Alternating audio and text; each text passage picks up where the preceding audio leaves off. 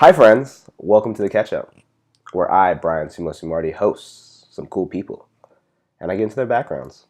This podcast focuses on people who are passionate about health, wealth, art, and creativity. A little background on me.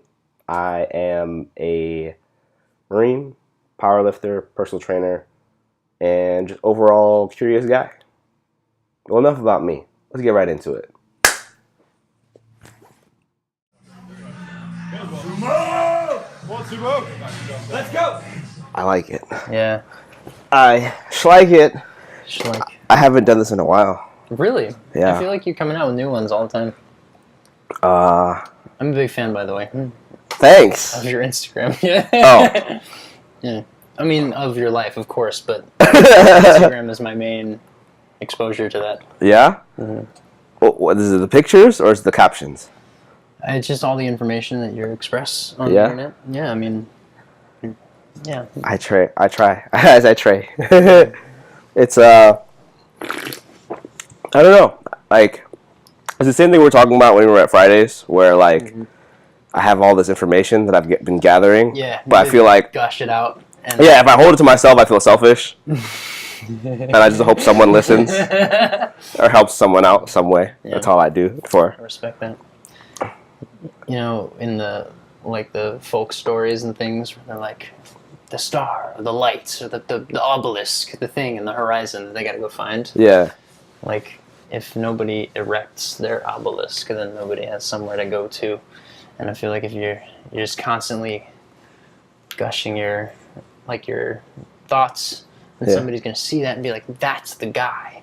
Yeah. That's the guy I need to see, because that's, you know, that has meaning to me. That has value to me. So I'm gonna seek that out.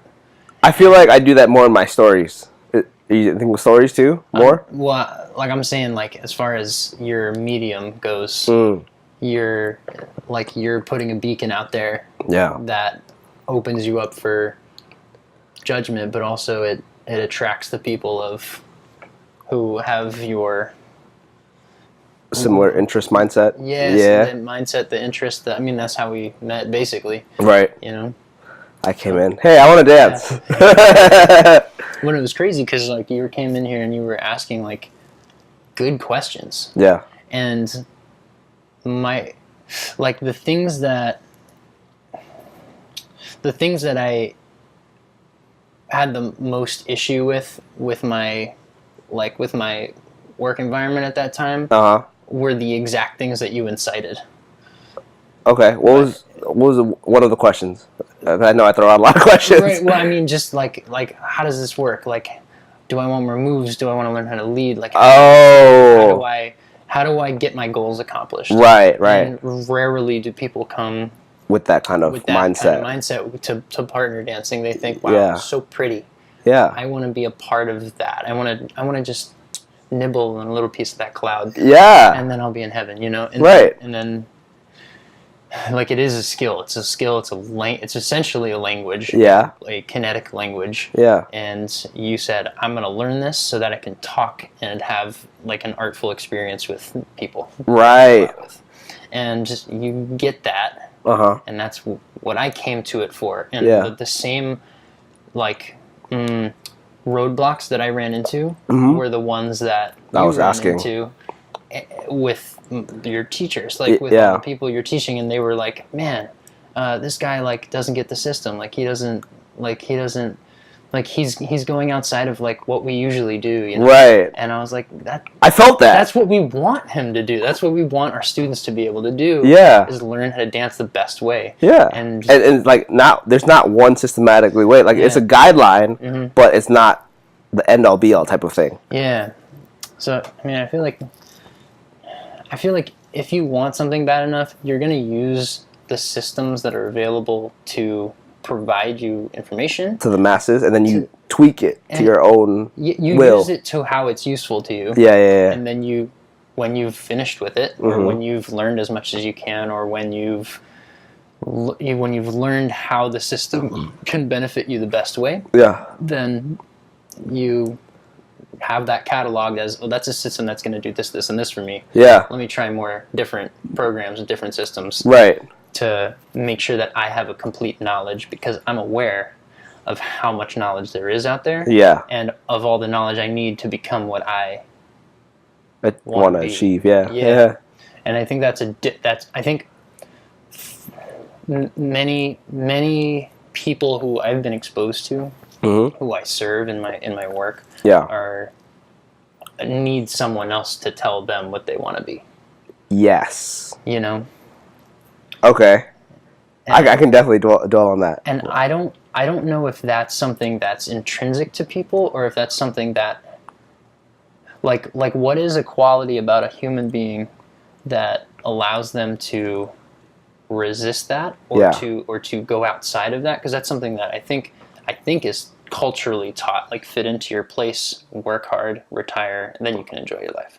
And then, you know, there's peripheral like services that are like, hey, and stay healthy while you do that. And I mean, I guess what I do, that's what we kind of do, is like, listen, you're in this moment, and take control of your body, and like enjoy your life and grow it while you're right now. And still have structure, kind of. That's what we were taught. But no, what I was thinking though is I do believe that it's intrinsic. Yeah. Because in the book that I was reading, I think I was telling you about Sapiens, in very historic times, I could say. I don't know the specific time periods. Olden days. We were taught to. Really, we just had multiple fathers. Like, we weren't taught by one single person. Like, in terms of mentorship, like, what I read was women would casually sleep around with many men, so then many men became... would protect their young. Yeah. And then, so with each different men, they would teach their child, their son, their daughter to do what they know, or they teach them their knowledge. So it was never like... I mean, as a baby, like, we don't know anything.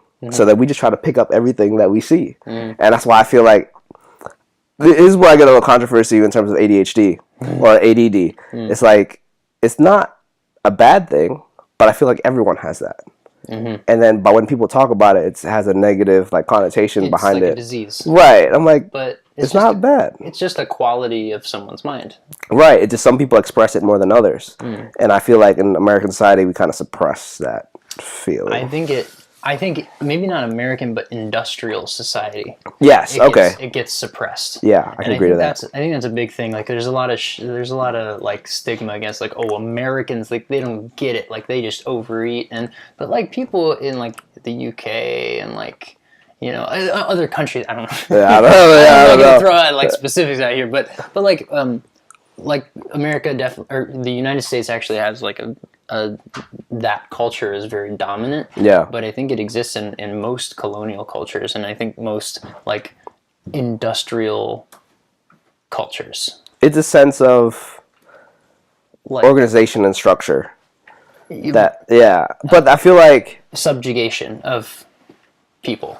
Yeah, I think is the main hallmark of industrial culture. Yeah, is leadership of people such that they fill a mechanical role in the prosper of the system, the governance. I'm still at a point where I'm trying to figure it out too, but I'm at a point also where like I care, but I don't care. Like, I'm gonna use this system until it doesn't useful to me anymore. Right. I feel like I don't know where that comes from. That's what I'm interested in. Okay, it's like a certain extent to like where I want to know why people think this way, but does it really relate to me? No, so fuck it. Right. Because like when I think about structure, I think about like people who need structure. Like when it comes to like lawyers, doctors, like you have to know the human body to be a doctor. You have to know if I'm sick, like what's really going on in my body, and it's like a clear-cut answer. I mean, it may be like a variation between two different diseases or virus or infection, but there's going to be one thing that's wrong. It's a disease, and it has to have a label. And I want someone with the knowledge who's going to be able to determine how to change that.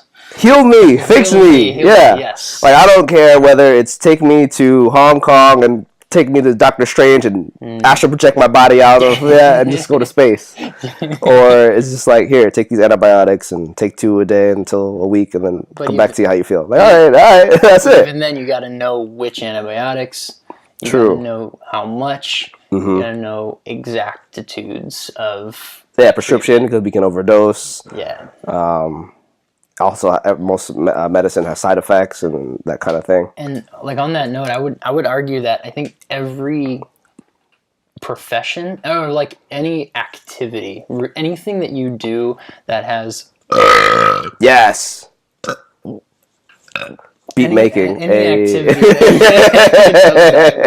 circle of fifths, but like anything that you do that accomplishes a task or that.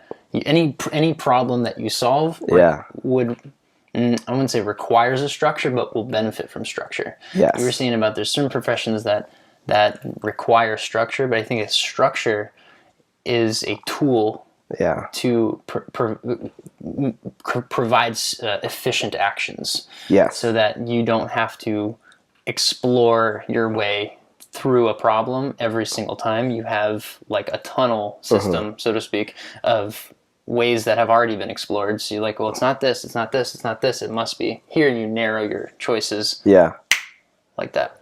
And like with training, like if you have somebody who wants to power lift, you're going to not focus on a lot of other things. Like I don't know, train someone to power lift, but like, or for example, if I was teaching somebody to be able to jump higher or to be able to have more like a more powerful tumbling pass, I wouldn't have them hypertroph. I would have them explosion. Exactly. Yeah. So like having a structure of knowledge of these are the exercises that I would have someone for hypertrophy. These are the exercises for like maximum effort power, like anaerobic, like explosion. Yeah.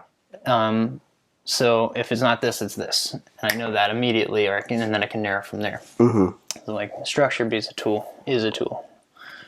So it's like, and that's what we were talking about on Friday. Is like organization is like a critical part of achieving, like doing work. Like I think that's going all over the place, but like human beings have a unique ability to be very dexterous with their efforts. Okay. And what I mean by that is we can decipher exactly where force is needed to accomplish a task or to like move a wall or something. Like you can figure out what it's made of. You can figure out like where to apply force to knock down a wall. Versus like a bear, which is significantly stronger, will probably just push on it or give up, right? Well, to be honest, I think we are very similar to that. Like in terms of our primal instincts. It's like if we didn't have technology that helped us move to make things more efficient, like terms of like the thing about a cell phone, like to talk to someone from long distances, like I'm thinking about Gutenberg now, like the printing press. Thinking about like we wrote letters because that was the only way we knew how to interact with someone from like, I don't know, maybe just 10 miles away. Yeah. And we had to wait for the post office to have delivered our piece of paper that we written on paper and deliver the message, then write back and forth. And then now we have technology where we just have to push a couple buttons on a touchscreen phone and just put the receiver to our ear and it's like, hey, digitally, what's going on? It never like interacts with matter. It's right. Like it's like energy, energetically transferred. The thing that I always try to get to is like the root when it comes to problem solving, like when it comes to fitness as well, because it's always misleading as well. Like to say I hurt my wrist. How did I hurt my wrist? It was a leverage. I fell off a motorcycle. So when I was falling, I gripped hard on that handle. I try to bring it back up only with my hand and just try to use leverage to bring it back up. But in that case, I held it at an angle where leverage wise, my wrist took all the pressure. Yeah.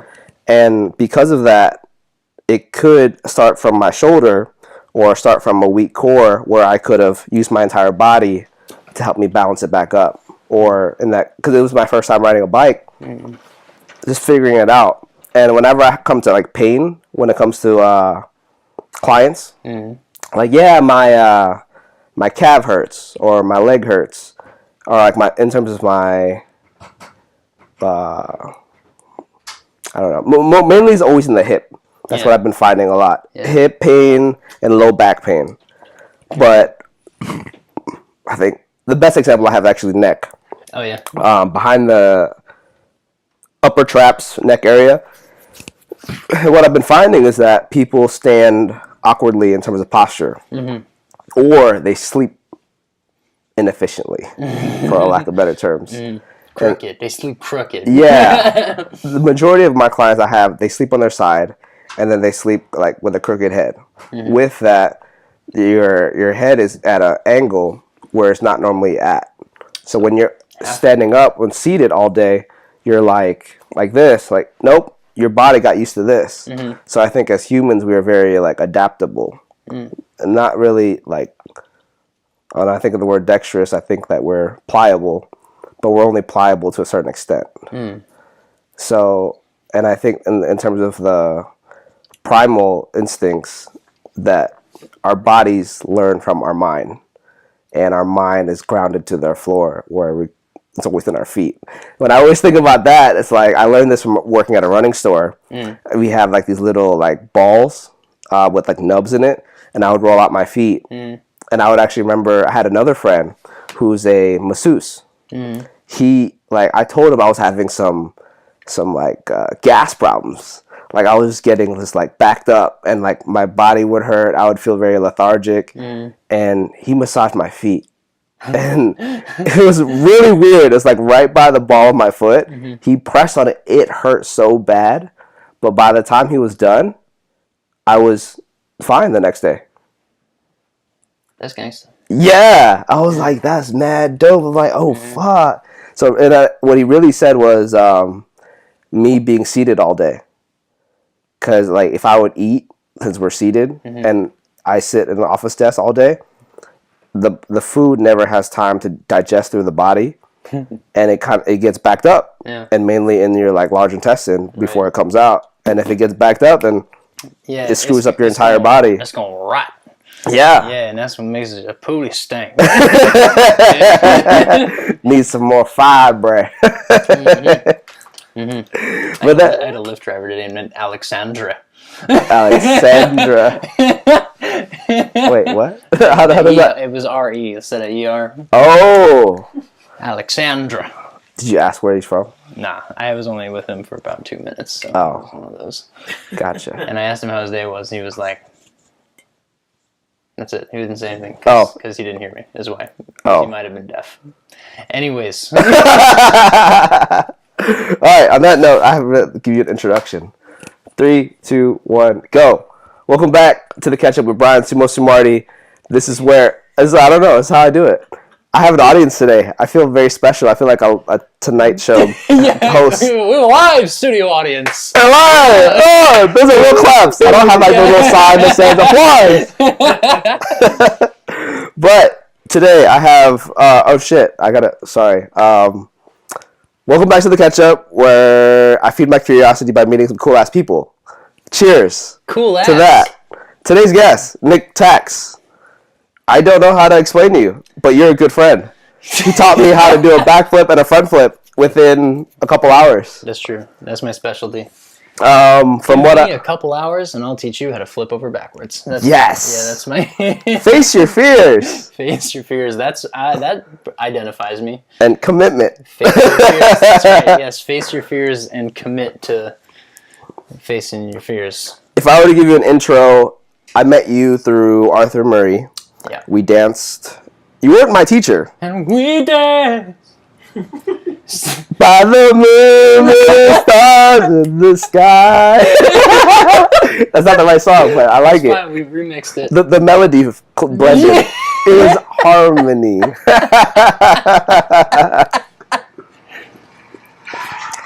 Yes! Hey. I love it. Yeah, you weren't my teacher, but I knew you we were on the same wavelength in terms of the way we thought. And we've been lovers ever since. Yes, ever since. We dance in our thoughts and we dance in person. Yeah.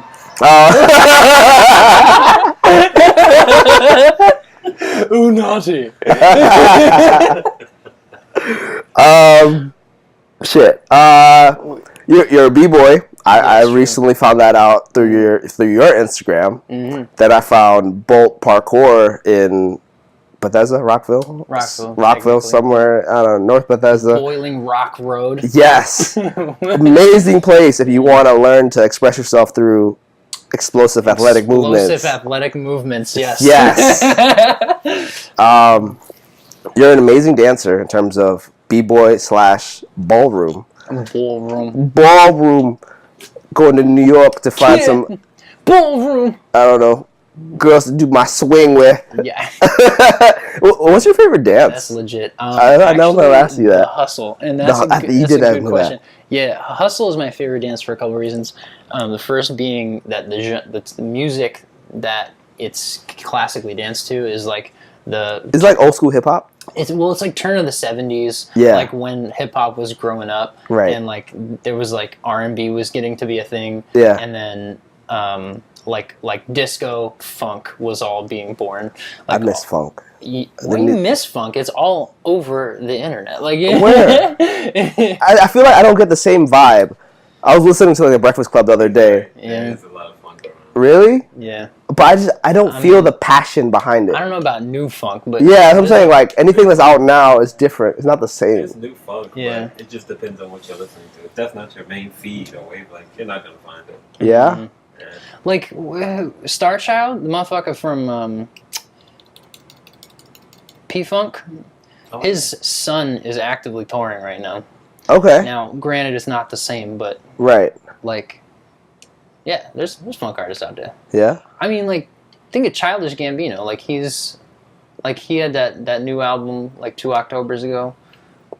Awaken My Love.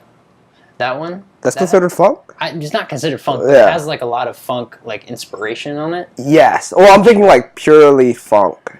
Okay. Yeah. Like that, I want to hear. I heard of Taylor Swift. Yeah. Taylor Swift made I don't know, like an a cappella version of Earth, Wind, and Fire song. I forgot what song she did, but Is it good? She tore it up, like in terms of like she made it disgusting. Oh. There was no soul, there was no nothing. If you look it up, she was singing something. That makes me upset. It was yeah, no, it was garbage. It was just garbage because it was hype. You know what song it was? Yeah. What song was it? September. Yes! September! God, no! I was like, no! Like, Taylor, you are an amazing artist, but I need some passion. Like, it was just because she's Taylor Swift and people jump on the hype train and like, oh, it's horrible because truthfully, it was, because she did it with like, she did it in like, heartbreaking soul. Like, do you remember? She's like Fergie when she sung that national anthem. Shit! It's just like. I heard. Oh, I didn't see Fergie. I never watched the thing, but I just thought she was like drunk or something. That's what she explained. She's trying to do. You know how back in the day, jazz, when they would be like, it would be like little sounds they would make. I forgot what it's called. Scatting. Oh, yeah. She was trying to do that with the national anthem, and it didn't come out. That's kind of cute. Yeah, but how she did it was just... Oh, poorly done. Yeah. Poorly done. That's tragic. I don't know. I feel like that's a big like tenet for living your life. Like, you just do a good job. I don't give a fuck what you do. You do a good job. For real. Yeah. We were talking about hustle. Hustle is my favorite dance for 2 reasons. One, the music is motivated by some of the finest. I like if you imagine like your most deep thought. You imagine like the realest you've ever been with yourself. You imagine like if you've ever done like shrooms or acid or like DMT or something like that. Like the place that you go to is like what I imagine funk music is trying to replicate. Yes. And that is my favorite shit ever.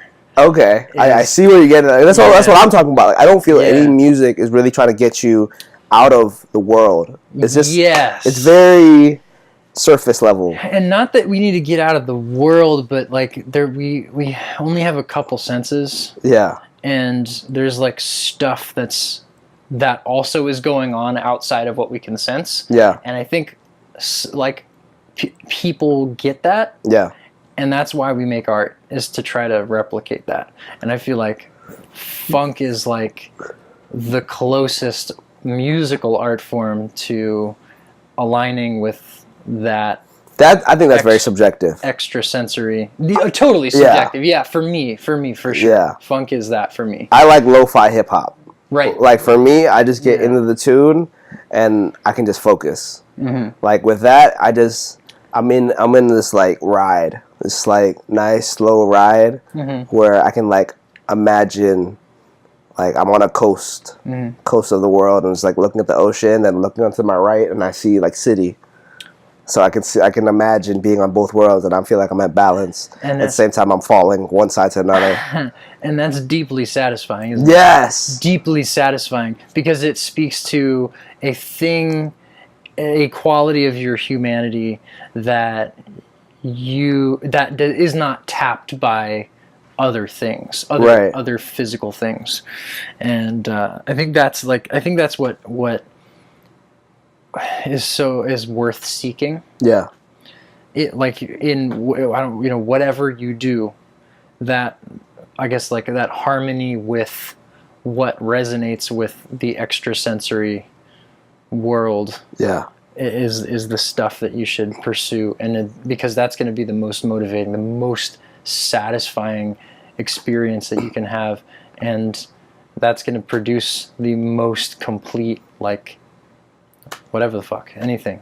But well, okay if I'm saying fucking shit and stuff. I don't care. You're gonna YouTube doesn't pay me anything. Ad revenue doesn't bother me. Gotcha. I just hope someone takes this information and changes their way of thinking, to be honest. As long as they don't kick me off YouTube. But I feel like you have to do something pretty dirty. Like, if Logan Paul can videotape people dying and make fun of it. He's the popular kid in school, so. Well, he can do whatever he wants. Yeah. They cannot promote this video, but we gotta get this kid to graduation, okay? No child left behind, right? He makes our school look good. Yeah, he makes our school popular. He is we can suspend him for a little bit. We can't expel him.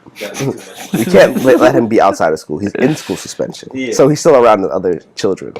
What I was thinking something with the ride. I was thinking about. Don't you think that it's very just? I had to look this up. The definition of ego through, like, definition of like Webster. It's like the self-perceiving thoughts that you're most important. And by being on the surface level in today's society, that I feel like with social media and whatnot, it gets misdirected in the way that we are very important to ourselves as well as to others. And that's why we can't get out of it in terms of getting outside of our heads and thinking outside the box.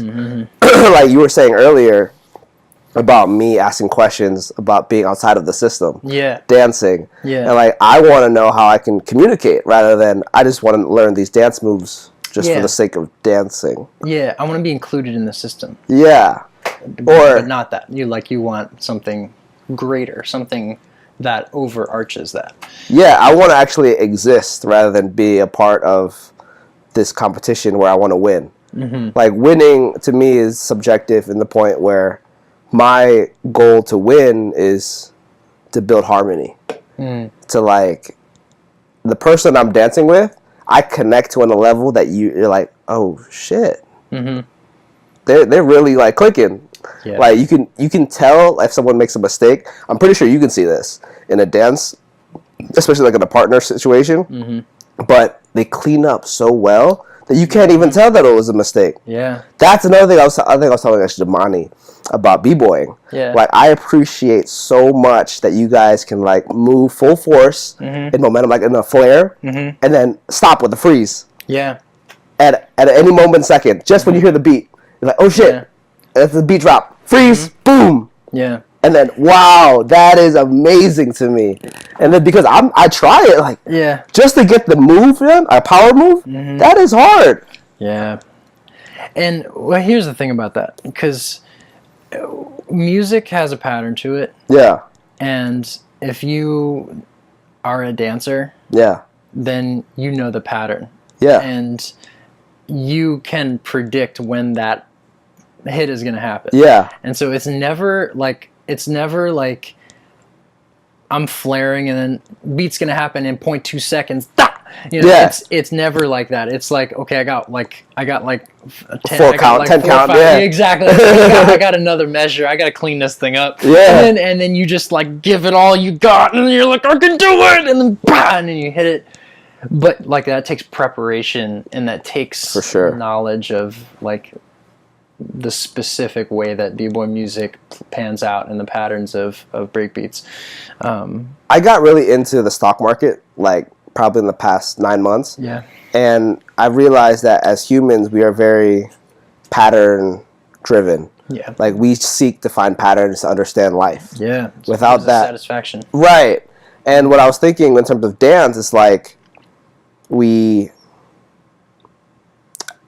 on the audience side of a performance, like if you're so encaptured by the power move, you're like, oh shit, he's going. That's amazing. If you're not used to that movement, like a flare, it's like, oh shit, is he gonna fall? Hyper stimulating. Right, but you already know what you're gonna do next because you understand the patterns. Yeah.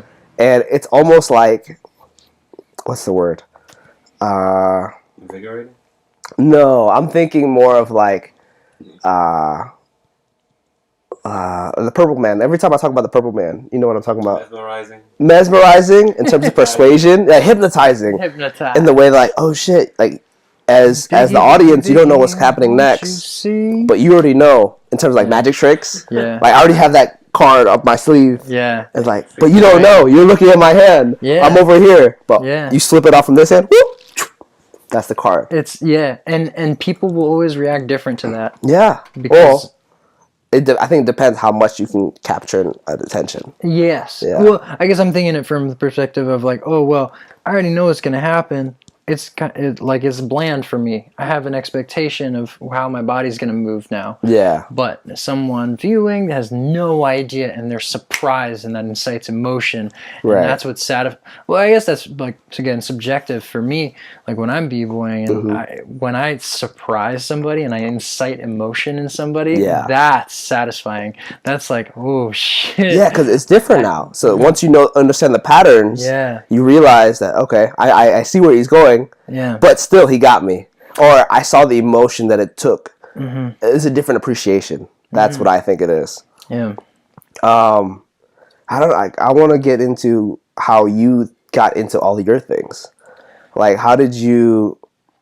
I got a question the other day on my Instagram. So I was asking questions, like, ask me any questions. So any AMA. Yeah. A question. So interesting. Yeah. A question was just like human connection. How did you get over your fears and just like get out there? I'm like, I was just really curious. What made it for you? How did I get over my fears? Well, not really just your fears, but just like kind of like the being subjective part. Like when I ask you about dance and parkour, free running, or like tricking. Yeah. Like you just do it like effortlessly. And I'm just like, how did you get to that point? I appreciate that you think so. I'm glad that that's the image. Because it's subjective. Like when I go to the Sunday group meets, it's just like everyone looks up to you. I can see that. Yeah. Well, shit. People are coming to you for salsa lessons. People are coming to you to refine their power moves, their tricking. Like you're kind of their cult leader in a way. I'm Papa. Yeah. I'm Daddy. Papa Tax. I'm the daddy now, y'all. That's awesome, man. Yeah, well, I tell you what, that's a good question. I feel like my journey has been like way past that. Like the physical skills that I have are consequential to the things that I care about. Elaborate on that. What I mean by that is like so like when I was in high school, I went through like pretty deep depression. Like I didn't want to do anything. I didn't want to keep on, you know? Really? So that was like, well, I could live or I could die, you know? And it was kind of like, what am I going to put effort into? Right. And like, that's where I was at. Yeah. So, you know, when it came down to it and I had some experiences that guided me to, I think I should live. Like, I think that's a better option. Yeah. Kind of generally. And I kind of like... What was that moment to you? Or like, what happened? Like, what was that? Shit. I'd rather live. Well, it was like a bunch of things. Because, like, so basically what it came down to, and like there's many experiences that like put stock into this, but like the things that make you come in contact with death make you realize how absolute it is. Yeah. And also how limited life is. Yeah. Like I mean, for the most part, like they say, like, well, there's only two certain things, death and taxes, right? And and my last name is Tax, so I got that squared away. So like, it's just death, right? And like, when you come face to face with the idea that it could all be over forever. Yeah. And forever is something that's hard to conceptualize. Forever is something that you don't really experience. It's like an infinitude that you can't sense because we are by nature finite. Just to tap in on that, I just want to like get into game theory. I feel like it'll give you better. Did you learn about game theory? So we talked about it a little bit. It's the breakdown of finite and infinite. Finite and infinite theories. The way that I break it down is between infinite is more of like macro. Think of macro living. Like, I think my goal is to just increase harmony between people. Like, more and more I think about things, I think I just want to get people in tune with one another. With one another, yeah. Or at least to the way that we understand our people. Mm-hmm. It's like the reason why I'm attracted to you and the dance group with the dance, it's like we think the same. Mm-hmm. If I were to go to a lawyer or certain, this actually happened, MLM people, they're multi-level marketing. I looked it up. What is it? Multi-level marketing. Multi-level marketing. And it's kind of how I felt about the military. It was like there's a chain of command, and there's a point where I can't talk to this person because he's 2 ranks above me. But I'm like, he's just like me. Mm-hmm. He even may be my same age. You want another one? Yeah? Out of fun, nice. Oh. Which one? The other one. The other one? Sweet. Oh, I shouldn't. Dang. Oh, my. We're trying some new stuff. What's this here? Some local brews. Traditional German-style wheat. I would love for a beer company to sponsor me, because the first one was El Jefe Speaks. Oliver Brewing Company from Baltimore, Maryland. I'm from Maryland. Let that be known. Let it be known. But the next one is a DC Bra. Hashtag shout out MD. Yeah! Get it! Yeah! Holla at your boy! Holla at your boy! Oh, shit. I completely forgot what I was saying now. Let's see. We talked about dancing. Why is my favorite? I was talking about, you were talking like, about facing my finite. Game theory. Infinite. Yeah, that's right. Game theory. Yes. Now, I'm a big Gary Vee fan. So when I think about macro versus micro, and then putting that as a binary situation of something composed between the two, it should always be on the same wavelength.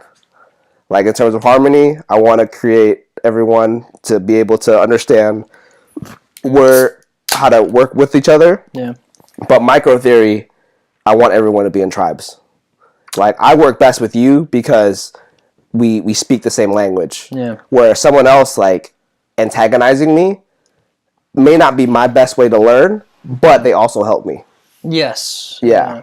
Useful, but in controlled amounts. Right. Yeah. Yeah. Exactly. Yeah. Because like I hear I put this in perspective.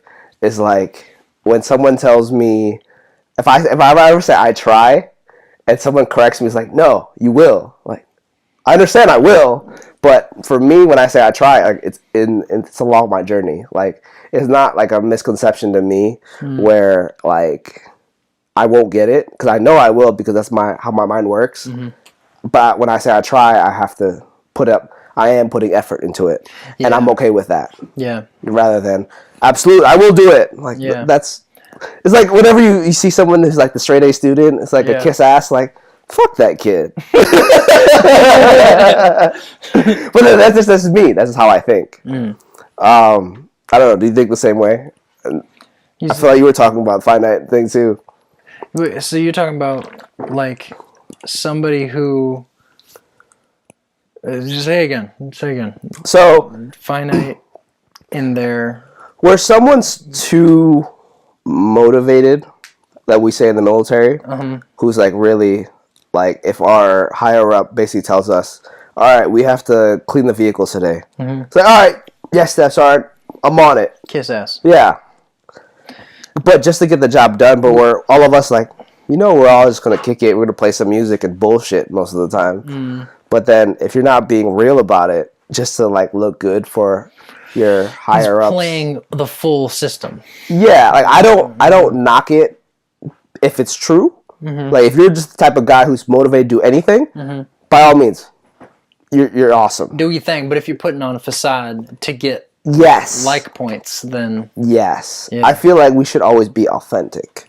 Yes. Yeah. I agree. I mean, I feel like that's how you, like, if you create something as a facade or create something that is different from how you are, you are putting up a, like, poster, which is also a wall or a shield from things coming your way that may align with you better than your poster. Yes. Right? Yes. I completely agree. Yeah. Because I think at a point, like with you, you're so in tune to your true self that you never notice what I just told you. That is hilarious that you say that, because that has been such a journey. Really? Like I was postered up. Yeah? So yeah, but that's something that's really important to me actually is knowing myself. But I'm sorry, what were you saying about I'm in tune myself and that's why I don't I don't try to front.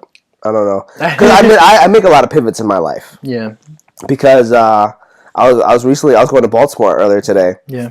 And I was on the highway and a car like honks at me. Mm-hmm. I look to my left and I see a guy. Mm-hmm. At first I thought he was trying to race me. I'm like, okay, I'm not into it. But like, hey, thanks, man. Yeah. All right, I'm gonna go change lanes.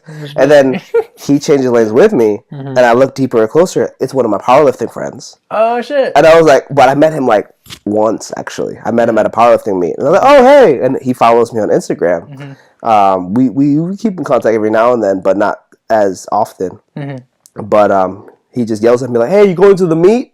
And I'm like, no, I'm looking at property. And he's like, oh, okay. And then kind of like drove off. Yeah. But then it's like, it's funny to me when we have first impressions. Yeah. Because then they characterize you as that person. Mm-hmm. Like at one point in my life, I was like hardcore, dedicated powerlifter. Like I was viewed as an expert. Yeah. But to me, I was just like, just doing what I like. Yeah, I just want to lift things. I was doing my best. Yeah. I was really strong. Do my best, Chief. I'm gonna pick it up and put it back down. Yeah. Yes, boss. I'm gonna pick it up real good. It's like, look at me, I did it. Yeah, I put it down now. All right. Yeah. I squeezed better than those other guys. Yeah. I pushed it. You saw that? I feel it. Yeah, but then what I was thinking about is just like, but I think I've moved on in chapters, and people ask me like, "Oh, so it looks like you're not lifting anymore." Like, yeah, I changed my priorities. But then as soon as I said that, he was like, "Oh, yeah, I respect that," because I was real. I was like, "No, I'm still powerlifting. I'm just not doing it." I swear, man. Like, yo, like I could basically, I could live the same thing I did before. I could win again if you like, if you know, if you want to go. Like, right? Yeah. If you want to go, I got you. Meet me at the gym. But I'm like, no. Yeah. I just have changed my priorities, and it's just not as important to me anymore. So like that's what I appreciate. Like when it comes to relationships, when it comes to just friendships, like I appreciate authenticity. Yeah. And I feel like the more and more time goes on with technology, we can sense it. Yes. And I feel like that's the main knock on millennials. Like they're different. They're like this, like that. But no, we just see the truth. Yes, we have such a saturation of information that we can have a better perspective and a better judgment of how people interact with each other. Yes. Because it's so variable. Yes. And I think that's something that makes the interaction really weird between different generations is there's so much more access to human interaction, whether it be through like letters in text or or face to face or whatever. And you think about how before the internet was a thing, you are polite, and that's the piece of you that you want to show people, and all of your interactions are very intentional and very metered and very very like prepared. Yeah. Otherwise, you're viewed poorly because it's or like you're a common folk, which was a big deal. Yeah. Your ability to present yourself was a big deal, and it is a big deal still. But there's so much exposure to the different ways that people present themselves. And there's so many options, and for those who care, so many examples of what you can be and how you can like express yourself, and what works best, and what is like, wow, he being fake as fuck, right? You know about that because of the amount of exposure you have to different ways of communication. And I think it's funny, like I don't know if you have like any long-term friends where someone has told you like you're acting brand new. Yes. Yeah, but then you're just like, no, I just had a pivot. Like I wanted to do something else. Yeah. Like I don't know, maybe it happened to you. I was talking to Lindsay actually, and she was telling Lindsay from Benjamin. Yeah. Yeah. I didn't really get into it, but I would say like when she first started, I asked her like, how did you go from hip hop to ballroom? And then she was basically like, for the money. But I understand that because I'm pretty sure her friends were like, why are you doing this? Like this is so not hip hop because it's so structured in terms of the movements. But she was like, no, I'm just making a change in my life, and I'm like, that's respectable. Yeah. And the thing about give me an example of how someone told you were brand new. I was dating a girl who I thought was too good for me. I mean, who I thought was too good for me, and so like we went out to New York City for her modeling gig, and right, they just sneaked that one in there. I like it.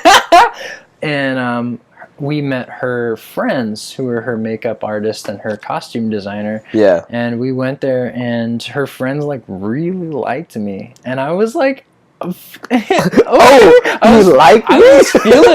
was feeling myself. I was like getting it. I was like, oh, I must be so charming, and I could be a model. I'm a model's boyfriend.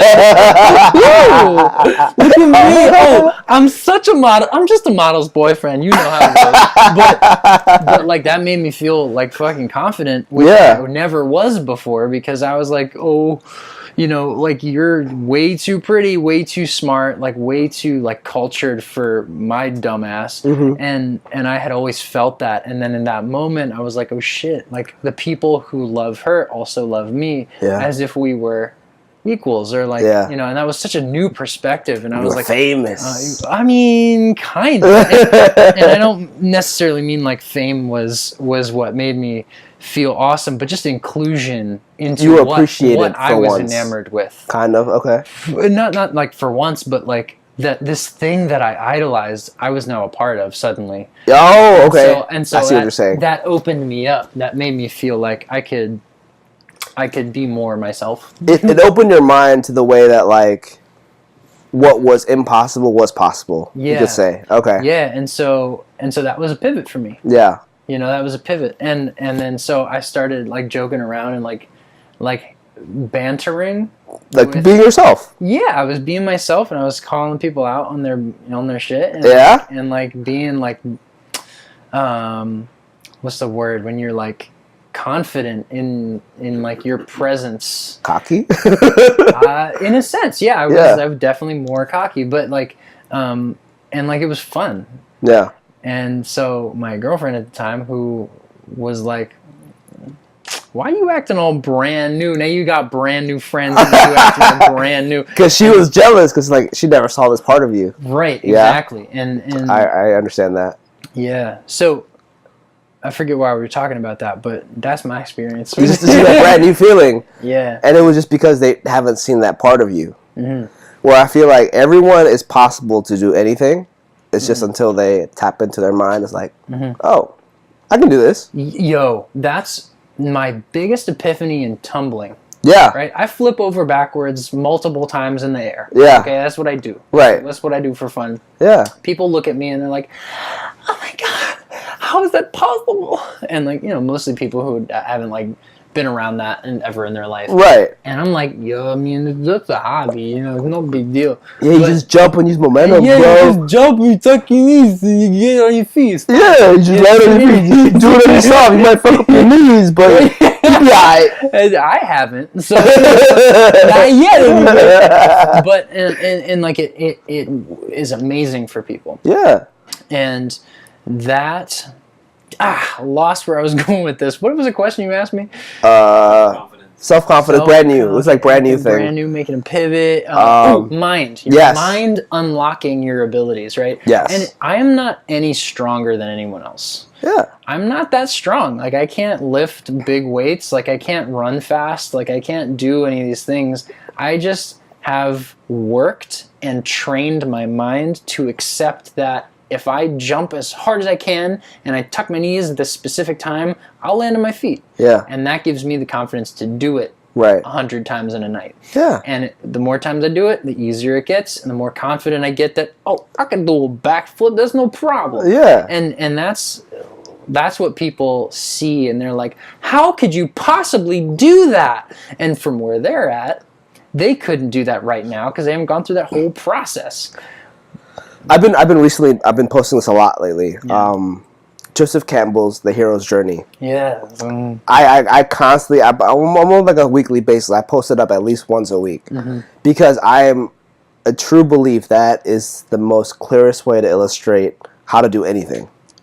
Because you realize you want to do something. That you can do anything. Yeah, that's the thing. Because it's like exactly what you said. But I hate when people, I know there's certain guys on Sundays that do this as well. Yeah. That they want to correct themselves. Like, they can do the backflip. Yeah. But they're like, no, I'm not straight. I'm not this. I'm not that. They're nitpicky. Yeah, and but like, let that stop them. Right. Like, just be happy that you can do it and then work towards being better than yourself. Like, I understand that you want to be straight, but you could learn a different trick from that. Like, if you're like crooked, like you like spin the other way, like I looked outside, I could maybe turn that into a twist. Yeah. Like be creative with your art. And don't let your emotional experience with failing stop you from eventually succeeding. Yes. That is the hugest thing. I've been training people in things my whole life. Since I was 12. I've been training people to move their bodies some type of way. Yeah. And that's the shit that gets in the way of me being successful is when people emotionally experience failure and are like, I'm not good enough. They blame themselves. They add impact to Got it. You got that nap? Yes. That what is that called? Karate Kid. Correct. Yeah. Beginner's Got it. luck. Done.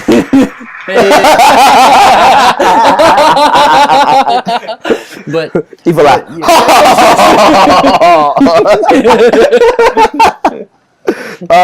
You go on that, like, you hate that people that mind block. People react to failure and take it personally, and then create more roadblocks basically on purpose. Yeah. They see one and they're like, I must not be able to do that, and create a barricade from there. I used to do that all the time. Yeah. And I looked at people who were better than me, who were younger than me. I was like, why are they doing so good? Yeah. And it's because they just kept going. And how are you so smart? How you take these tests? You from some kind of other planet.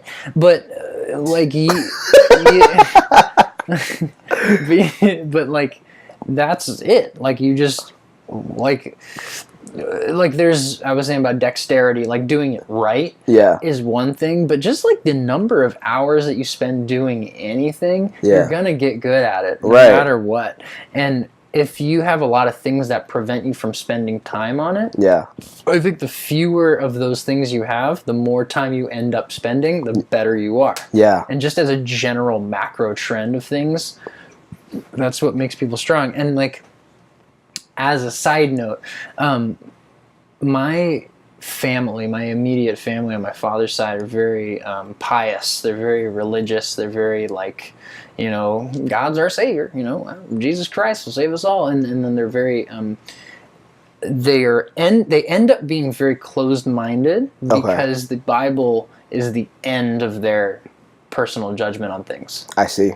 Right? You know what I'm saying? So, I understand that. So that ends you up being very closed-minded, but there's merit in that. Because they have structure. With a closed mind, they have a simple and therefore very strong and reliable structure that they can make quick and decisive, convicted decisions. Right. And that's powerful in certain situations. Right. It's, you know, it sucks if you're trying to have an intelligent conversation, but like if you're in a situation where you have to react immediately with conviction and with intensity, they know exactly what to do. They know exactly what to do because they believe only these three things. And it's simple and powerful and strong and pure and elemental. And forgot where I was going with that. But I know, but I do. So let me add into that. Yeah. Like I truly believe in that. Like I'm a big believer in minimalism. Yes. So in that certain situation where you have like these pillars of beliefs or moral ground, it's easy to make decisions that way. Yeah. Me being in the military, I learned that very well. Right. Because for us, it was one thing: get the job done, mission accomplishment. So whenever I put I think we talked about this multiple times. It's if I want to do something, I'm going to do whatever it takes. Yeah. Whether it is be creative, do it by the book, or a mix between the two. Do it by the book until you have to get creative. It's right. Really how that goes. Yeah. And that's true. It's very true. But then I feel like certain people, they either go one way. Because they don't know any other better. Either know the book as well as you can when they have a problem with that the book doesn't cover, give up, or be creative and then find a way. You'll eventually get there. You'll eventually get there if you don't give up. But without the book to guide you through the simple stuff, sometimes you get overwhelmed. Yeah. And so the best way, I'm sorry, I totally interrupted you, but like the best way to live your life is to know your books so that you can get